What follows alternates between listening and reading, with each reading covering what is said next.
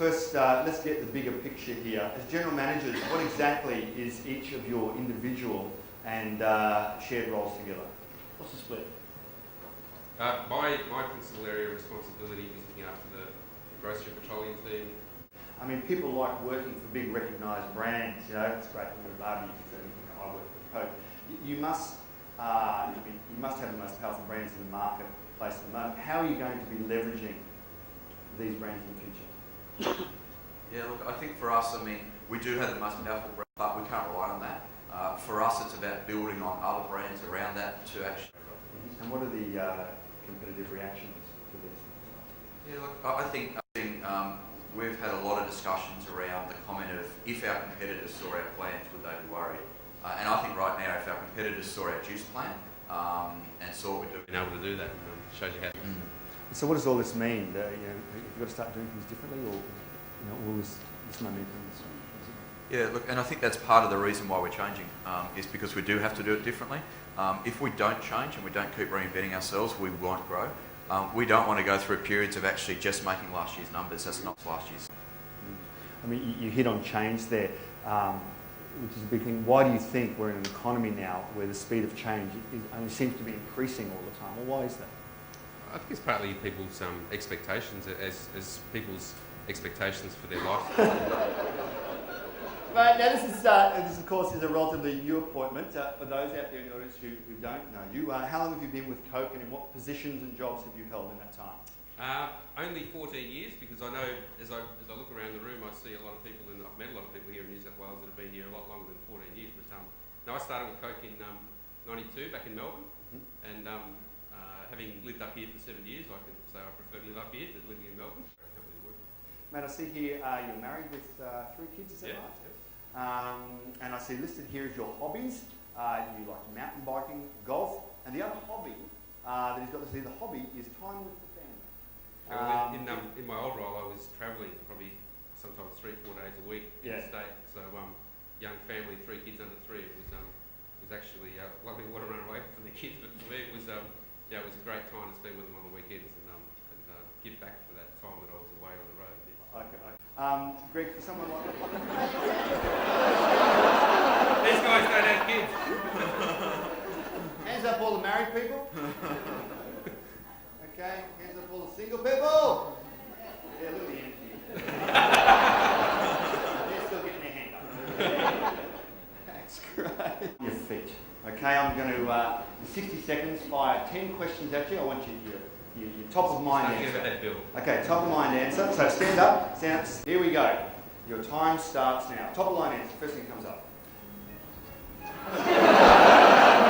What do you love about working for Coke? The people. What frustrates you about working for Coke? The people. Have you ever dressed as a woman for any reason? Not that anyone found out about. Favorite most visited internet site? Google. Your favourite Coke beverage? 0. What book do you Nelson Mandela. Favourite holiday destination? Fiji. Most money you've ever spent on a mountain bike? $4,000. Best golf course you think in the world? Augusta. Do you like the feel of latex against your skin? Yes.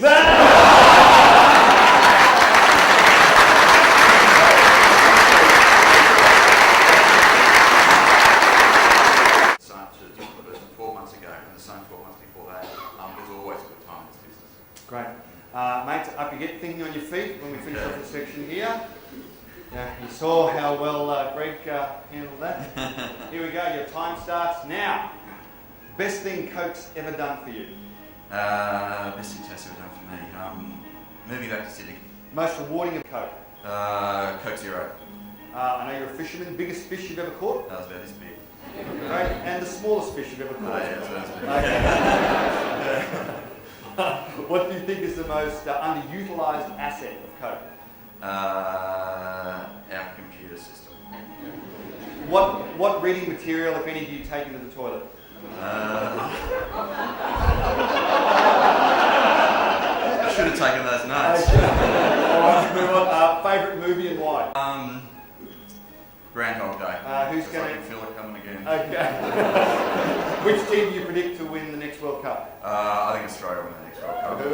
A book you would recommend everyone should read? The mountain biking book next to my bed. Great. Have you ever played Twister with clothes on? No, but I know someone that hasn't. Okay.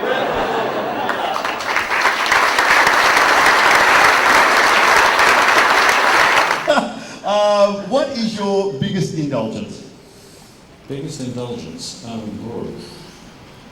guess when I was younger, I was heavily into reptiles, and it sounds perverse. So I used to keep an iguana. I used to keep a gecko, and much to my mother's annoyance, you had to feed them maggots and flies. They used to escape. That's fantastic. It was not nice. I think you'll really be able to cultivate this topic in Australia. I think we have more venomous reptiles per square inch than anywhere else in the world. So get out there and get bitten. Graham, for the audience, I'm sure they'll be interested. What's the biggest challenge you've ever faced in GSK? Central Eastern Europe was a big challenge. I came. Is your new office at Ermington as big as your last office? Bigger or smaller? Bigger. Bigger. Oh, okay. But you wouldn't expect anything else here, would you? Okay. I suppose in the UK you're a bit pushed for space, aren't you? So. Yeah. Oh, okay. Fair enough. We're a bit too close to comfort. Yeah. Okay. And look, last question here. Just so you fit in quickly into Australia and you survive, and you get treated like a local, I just want to run you through some important terms that you have to be able to say properly, so you're going to survive in Australia. Just repeat after me. Okay, here we go. How you going? How you going? No, you've got to get. How you going? How you going? Good. Sounds a bit like shit. Good. Fair dinkum. Fair dinkum. That's not bad. Chuck us a beer, mate. Chuck us a beer, mate. Okay, and the last one. Poms can't play rugby. Please give Graham a round of applause. And Russell. Thanks, guys. Thank you very much.